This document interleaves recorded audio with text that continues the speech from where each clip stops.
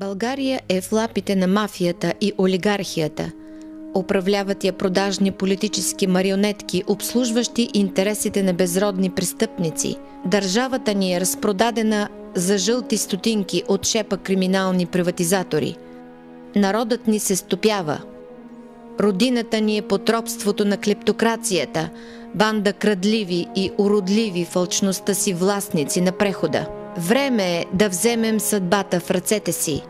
Време е да дадем старт на новата българска ера.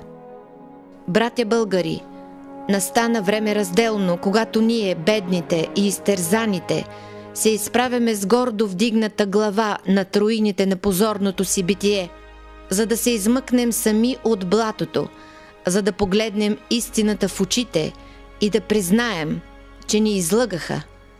Ние сме излъгани, употребени, бедни, болни, безработни и гладни. Ние сме роби.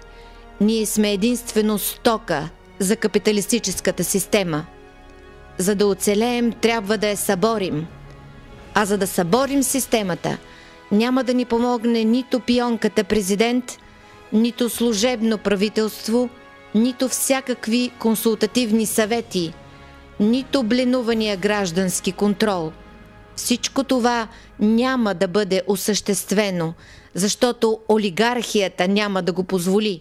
Няма олигархия, която доброволно да се откаже от властта. Олигархията е брутална, алчна, кръвожадна, а България все още е във властта на олигархията. Срещу справедливия гняв на народа се изправи цялата мощна капиталистическа машина.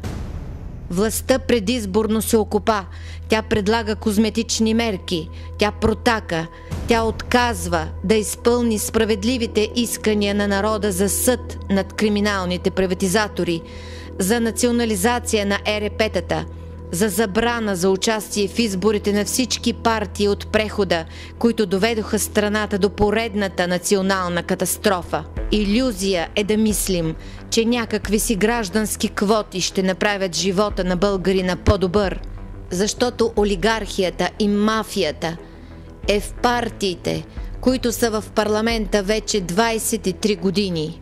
Нима е нужно отново да бъдем употребени, измамени и омърсени? Време е да се отърсим от заблудите си и да помислим трезво, кой може да осъществи това, което народът ни иска. Тези цели могат да бъдат осъществени единствено от радикалната левица, Движение Че Гевара и Съюза на комунистите в България. Това са фактите. Радикалната левица винаги е искала ревизия на прехода, съд и реални присъди за криминалните приватизатори, национализация на всички стратегически отрасли в българската икономика, конфискуване на незаконно придобитото чрез кражба на националното ни богатство и имущество.